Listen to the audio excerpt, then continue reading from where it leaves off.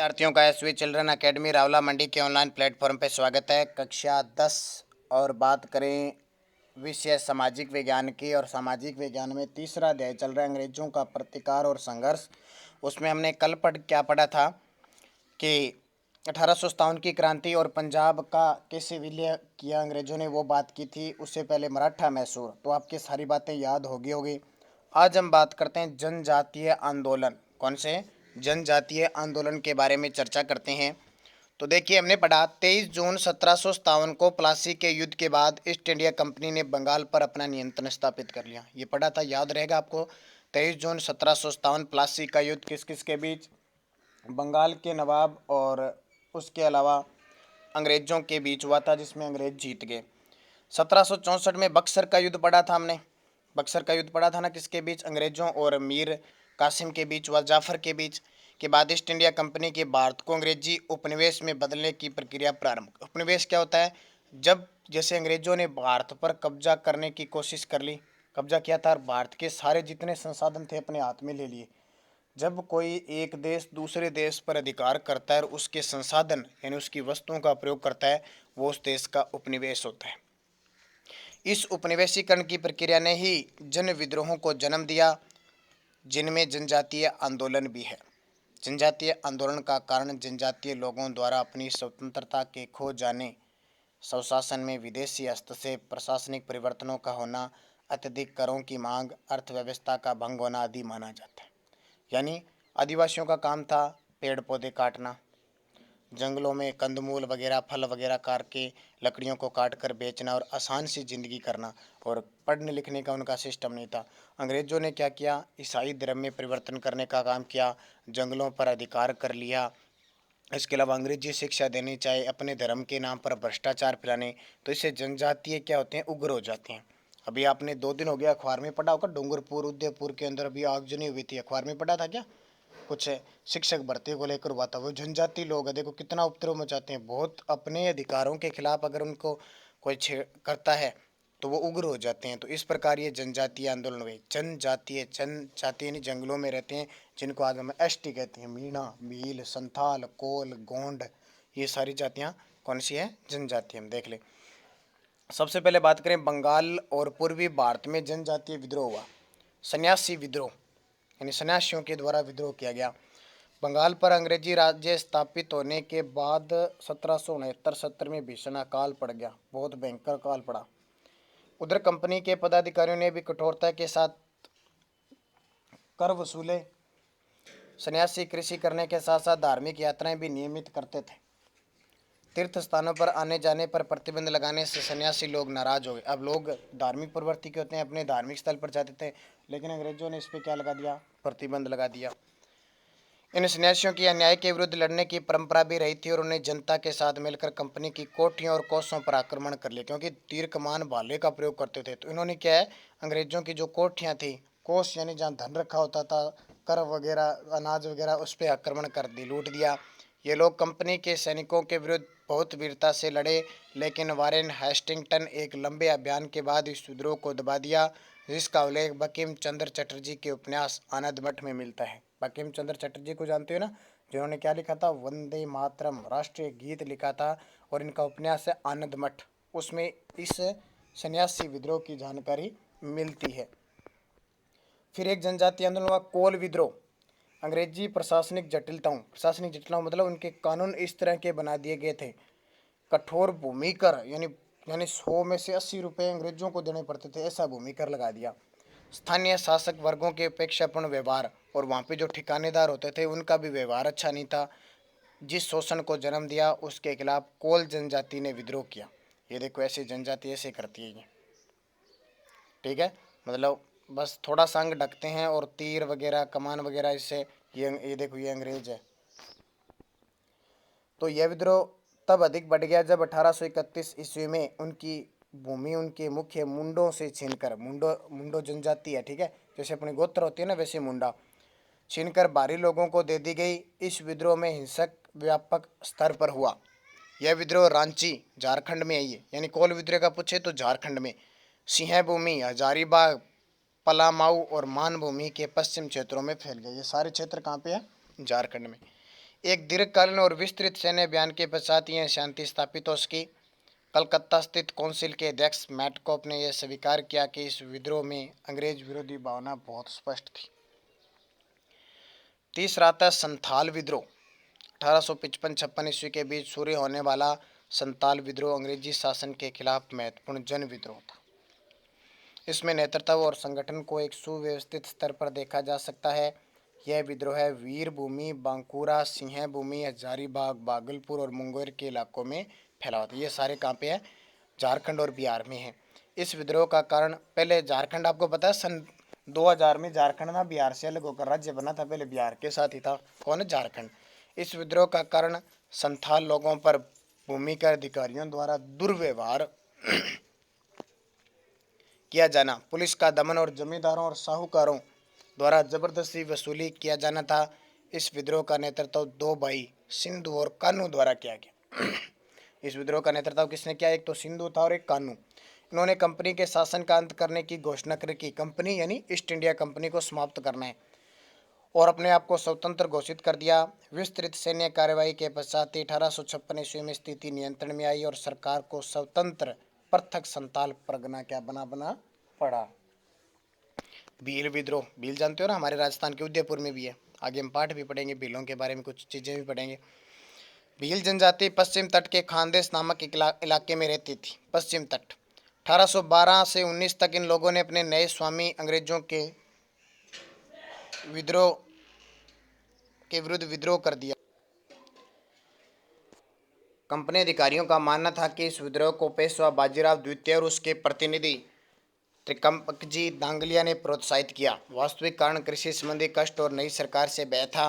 अंग्रेजी सेना की अनेक टुकड़ियां इसको दबाने में लगी थी। उन्होंने 1825 ईस्वी में सेवराम के नेतृत्व में पुनः विद्रोह किया। सेवराम नाम का व्यक्ति था, उसके नेतृत्व में विद्रोह किया तथा 1831 और 1846 में पुनः विद्रोह किए। छोटे छोटे विद्रोह है। पिछले साल क्वेश्चन आया था, इससे पहले क्वेश्चन आया था, 2-3 पूछ लिए थे। संथाल या प्रमुख जनजातीय आंदोलन का वर्णन कीजिए। 4 नंबर का क्वेश्चन आता है तो या नाम दे देगा, वो जैसे दे दिया सन्यासी और कोल विद्रोह का वर्णन कीजिए या भील या रामोसी विद्रोह का वर्णन कीजिए, तो ये आपको याद रखनी है। अब रामोसी विद्रोह, पश्चिमी घाट में रहने वाली एक जनजाति रामोसी थी। वे अंग्रेजी प्रशासन पद्धति और अंग्रेजी प्रशासन से बहुत अप्रसन्न थे।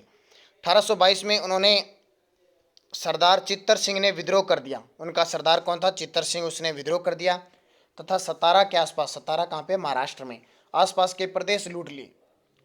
1825-26 में पुनः विद्रोह हुआ। अधिक सैन्य बल से ही अंग्रेज इन विद्रोह को दबाने में क्या हो गए? सफल हो गए।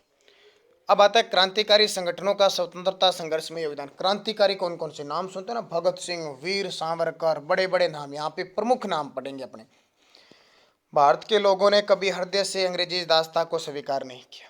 जाहिर सी बात है, करेंगे क्या? हम होते तो क्या करते? नहीं करते। 1757 से भारत के स्वतंत्र तक संघर्ष करते रहे। 1857 में जो क्रांति पड़ी थी, विशाल स्तर पर होने वाला धमाका अंग्रेजी सत्ता को हिलाने वाला सिद्ध हुआ। 19वीं सदी के उत्तरार्ध से 20वीं सदी में स्वतंत्रता प्राप्ति तक क्रांतिकारी बलिदानों ने खून से आज़ादी का इतिहास लिख दिया। खून से आज़ादी का इतिहास में अपना बलिदान दे दिया। क्रांतिकारी आंदोलन के उत्थान के मुख्यतः वही कारण थे जिनसे आंदोलन में उग्रपथ का उदय हुआ। 1857 में कड़े संघर्ष के पश्चात अंग्रेज सत्ता पुनः स्थापित कर पाए, लेकिन लॉर्ड कर्जन की प्रतिक्रियावादी नीतियों ने क्रांतिकारी आंदोलन करने के लिए भारतीयों को क्या किया? बाध्य किया। 1905 ईस्वी के बंग की चोट से प्रत्येक स्वामी भक्ति भारतीय भड़क उठा। बंग की चोट का मतलब 1905 में बंगाल विभाजन हुआ। बंगाल के 2 टुकड़े कर दिए। आज भी है ना, पश्चिम बंगाल और पूर्वी बंगाल था, आज पूर्वी बंगाल बांग्लादेश बन गया। देखो, नहीं तो हमारा पूरा भारत होता ही है। पूर्वी बंगाल बांग्लादेश बन गया और पश्चिम बंगाल 2 टुकड़े हो गए ना। सरकार का दमन और साथ में जनता को कुशल नेतृत्व देने में नेताओं की असफलता के कारण उपजी कुंठा ने क्रांतिकारी आंदोलन को जन्म दिया। क्रांतिकारी विश्वास करते थे कि राष्ट्रीय जीवन में जो भी उपयुक्त तत्व है, जैसे कि धार्मिक और राजनीतिक स्वतंत्रताएं, नैतिक मूल्य, भारतीय संस्कृति को विदेशी शासन समाप्त कर देगा। अतः सभी क्रांतिकारियों का एक ही उद्देश्य था, मातृभूमि को विदेशी शासन से मुक्त कराना। अब देखो, महाराष्ट्र में क्रांतिकारी आंदोलन, पहले वाले चित्र ऐसे होते थे। देखो, सेल्फियाँ नहीं होती थी। विनायक दामोदर सावरकर, वीडी सावरकर, जिसका शॉर्टकट में नाम था, ये बैठे। देखो, महाराष्ट्र में क्रांतिकारी आंदोलन। महाराष्ट्र में क्रांतिकारी गतिविधि का प्रारंभ 1876 में वासुदेव बलवंत फड़के नामक सरकारी कर्मचारी ने किया। उन्होंने सन 1876 में महाराष्ट्र में पड़ने वाले भयंकर अकाल से उत्पन्न प्रजा के कष्टों को दूर करने के लिए अंग्रेजी सरकार की नौकरी छोड़ दी। स्थान स्थान पर भाषण देकर अंग्रेज सरकार को उखाड़ फेंकने के लिए महाराष्ट्र की जनता को प्रोत्साहित किया। देखो, नौकरी छोड़ने के बाद फड़के के भाषणों से उत्तेजना फैलने लगी और 1879 ईस्वी में फड़के को गिरफ्तार करके अदन यानी अरब देश की जेल में भेज दिया गया, जहां 1889 में स्वर्गवास हो गया। फिर देखा, चापेकर बंधुओं द्वारा रैंड की हत्या। पुणे महाराष्ट्र के चापेकर बंधु यानी इनके नाम थे चापेकर, दामोदर हरि चापेकर, बालकृष्ण हरि चापेकर और वासुदेव हरि चापेकर ने क्रांतिकारी आंदोलन को दिशा दी। 1893 में हिंदू धर्म संरक्षण सभा बनाई, जिसके अंदर शिवाजी उत्सव और गणेश उत्सव मनाने प्रारंभ कर दिए। लोगों के अंदर देशभक्ति और उत्साह की भावना उत्पन्न की। 1897 में पुणे में प्लेग रोग महामारी के रूप में फैला। पढ़ते हो ना आप साइंस में, प्लेग रोग चूहों से फैलता है, चूहों पे होता है, फिर इंसान में फैलने का डर रहता है। पुणे के प्लेग कमिश्नर रैंड और लेटिसेंट एयरस्टन प्लेग पीड़ितों की मदद की बजाय आतंक फैला रहे थे, और ज़्यादा आतंक वहाँ फैला रहे थे, यानी लोगों की सहायता नहीं की इस रोग में। ये दोनों अधिकारी बदनाम, कठोर और कुशक्कर रचने वाले थे। संपूर्ण पुणे नगर इनके अत्याचारों से ग्रस्त था। अतः चापेकर बंधुओं ने दोनों की 22 जून 1897 को हत्या कर दी। चापेकर बंधुओं को गिरफ्तार कर लिया और फांसी की सजा दिला दी। किसके जुर्म में? इन्होंने प्लेग कमिश्नर रैंड और लेफ्टिनेंट मान सकते हैं या लेटिसेंट एयरस्ट, इन दोनों को मार दिया, क्योंकि ये क्या कर रहे थे, एक तो रोग फैला हुआ था प्लेग, और ऊपर से ये प्लेग का कोई इलाज नहीं कर रहे थे, न कोई समाधान कर रहे थे, बल्कि और आतंक फैला रहे थे। श्यामजी कृष्ण वर्मा और लंदन में ईस्ट इंडिया हाउस की स्थापना। श्यामजी कृष्ण वर्मा इन्होंने क्या की थी? लंदन इंग्लैंड में इंडिया हाउस की स्थापना की थी। ठीक है, इंडिया हाउस कहाँ पे है? लंदन में। श्यामजी कृष्ण वर्मा पश्चिमी भारत के काठियावाड़ प्रदेश के रहने वाले थे। काठियावाड़ गुजरात में है। उन्होंने कैम्ब्रिज विश्वविद्यालय से शिक्षा प्राप्त की थी और बैरिस्टर बन गए, इंग्लैंड में ही। ठीक है, भारत लौटने पर अंग्रेज पॉलिटिकल रेजिडेंटों के आचरण से दुखी होकर भारत को स्वतंत्र कराने का दृढ़ निश्चय किया और अपना कार्य क्षेत्र लंदन नगर को बनाया। देश से बाहर स्वतंत्रता प्राप्ति के लिए क्रांतिकारी संगठन स्थापित करने की पहल श्यामजी कृष्ण वर्मा ने की थी। देश से बाहर भी पता लगे कि भारत में ये अत्याचार हो रहे हैं। 1905 में भारत स्वशासन समिति का गठन किया गया, जिसे इंडिया हाउस की संज्ञा दी जाती है। उन्होंने एक मासिक पत्रिका इंडिया सोशलिज्म भी प्रारंभ की। उन्होंने विदेश आने वाले भारतीयों के लिए 1,000 की 6 फेलोशिप भी प्रारंभ की। शीघ्र ही इंडिया हाउस लंदन में रहने वाले भारतीयों के लिए आंदोलन करने का एक केंद्र बन गया। वी.डी. सावरकर, लाला हरदयाल और मदन लाल ढींगरा जैसे क्रांतिकारी इसके सदस्य बन गए। नाम सुना ना आपने? वीर सावरकर, ये फोटो दे रखी है, मदन लाल ढींगरा। श्यामजी वर्मा की गतिविधियों को देखकर अंग्रेज सरकार ने इनके विरुद्ध कार्रवाई शुरू कर दी और वे भारत छोड़कर पेरिस चले गए, पेरिस फ्रांस में। वहां से वे क्रांतिकारी गतिविधियों को जारी रखा। अब पढ़ते हैं वीर दामोदर सावरकर, बहुत ही महान आदमी, बहुत ही कष्ट सहे थे। देखो अंग्रेजों ने कैसी यातनाएं दी थी, इनको पढ़ते हैं। वीर सावरकर महान क्रांतिकारी, महान देशभक्त और महान संगठनवादी थे। उन्होंने आजीवन देश की स्वतंत्रता के लिए जो तप और त्याग किया, उसकी प्रशंसा शब्दों में नहीं की जा सकती। मैंने कहा ना, बहुत अत्याचार हुए इन पे। सावरकर को जनता ने वीर की उपाधि से विभूषित किया। यानी पहले नाम था विनायक दामोदर सावरकर, फिर वीर सावरकर कहने लगे, अर्थात वे वीर सावरकर कहे जाते थे। इनका जन्म 28 मई 1883 को बागूर गांव महाराष्ट्र में हुआ। 1901 में मैट्रिक यानी 10वीं पास कर फर्ग्यूसन कॉलेज में दाखिला लिया, जहां वे लोकमान्य तिलक के संपर्क में आई। बंगाल विभाजन के समय उन्होंने अपने साथियों के साथ मित्र मेला नामक संगठन बनाकर विदेशी कपड़ों की होली जलाई, जिस कारण उन्हें कॉलेज से निष्कासित कर दिया। सावरकर एकमात्र ऐसे क्रांतिकारी थे जिन्हें ब्रिटिश सरकार ने 1 जन्म की नहीं 2 जन्मों की आजीवन कारावास की सजा दी। 1 जन्म की नहीं 2 वर्ष की, 2 जीवन की, मतलब कहने का मतलब जो दो जीवन में अत्याचार किए जाते रहे, वो 1 जन्म में इनके साथ अत्याचार हुए थे।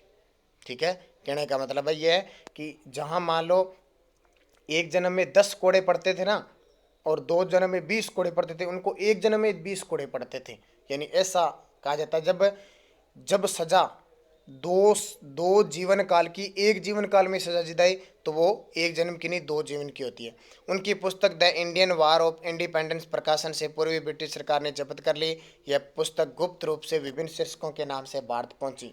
उन्होंने 1906 में अभिनव भारत की स्थापना की। ध्यान रखना, अभिनव भारत की। सावरकर पहले व्यक्ति थे जिन्होंने 1857 के क्रांति को गदर न कहकर भारत का प्रथम स्वतंत्रता युद्ध बताया। ये सारे लिख लिख के याद करने हैं आपको। सावरकर का लंबा समय अंडमान की सेलुलर जेल में बीला। भारत की सबसे बड़ी जेल है ये सेलुलर जेल, ठीक है। 1924 में स्वास्थ्य खराब होने के कारण रत्नागिरी में नजरबंद रखा गया। रत्नागिरी कर्नाटक में है। 1937 में जेल से मुक्त कर दिए गए। उन्होंने भारत के विभाजन को रोकने के भी अथक प्रयास किए। फिर आता है बंगाल में क्रांतिकारी आंदोलन। बंगाल में क्रांतिकारी आंदोलन का सूत्रपात श्री पी मिश्रा ने एक क्रांतिकारी संगठन अनुशीलन समिति का गठन कर दिया। बंगाल में राजनीतिक जागृति बंगाल विभाजन के बाद आई। अब आंदोलन का उद्देश्य विभाजन को रद्द करवाना नहीं था, अपितु स्वराज्य की प्राप्ति बन गया। 1905 में वारिंदर कुमार घोष ने भवानी मंदिर नामक पुस्तक लिखकर क्रांतिकारी कार्यों को संगठित करने की विस्तृत जानकारी दी। युगांतर और संध्या नाम की पत्रिकाओं में भी अंग्रेज विरोधी विचार प्रकाशित किए जाने लगे। एक अन्य पुस्तक मुक्ति कौन पाथे मुक्ति किस मार्ग से में सैनिकों से भारतीय क्रांतिकारियों को हथियार देने का आग्रह किया गया। अब हम पढ़ेंगे किसान आंदोलन, और वो किसान आंदोलन भारत से संबंधित है और राजस्थान से संबंधित है। तो देखो, प्राचीन कृषि व्यवस्था को अंग्रेजों द्वारा बनाई गई नवीन प्रशासनिक व्यवस्था नीतियों द्वारा धीरे धीरे तोड़ा जा रहा था। अंग्रेजों की इस नई व्यवस्था ने अनेक प्रकार के भूमिपति उत्पन्न कर दिए, जिससे ग्रामीण भारत में एक नया समाज उभर कर आया। सरकारी कर अधिकता, जमींदारों द्वारा कर का अत्यधिक भाग लेने के कारण किसान साहूकारों व्यापारियों के चंगुल में फंसते चले गए। अंग्रेजों द्वारा बनाए गए इस नए भूमिपति वर्ग व परजीवी बिचौलिए लोभी व भ्रष्ट साहूकारों ने मिलकर किसानों को अत्यधिक गरीब बना दिया। 19वीं शताब्दी तक किसान इस स्थिति में आ गए कि वे अंग्रेजी शासन स्थानीय शोषणकारियों पूंजीपतियों से निपटकर सामंतशाही बंधनों को तोड़ना अथवा ढीला करना चाहते थे। किसान आंदोलन के कारण देखो, एक तो अंग्रेज सरकार की प्रशासनिक भूकर नीतियां थी, बहुत ज़्यादा कर लगा रखा था। बार बार लंबे समय तक अकाल पड़ रहे थे, फिर भी वो कर ले रहे थे अंग्रेज।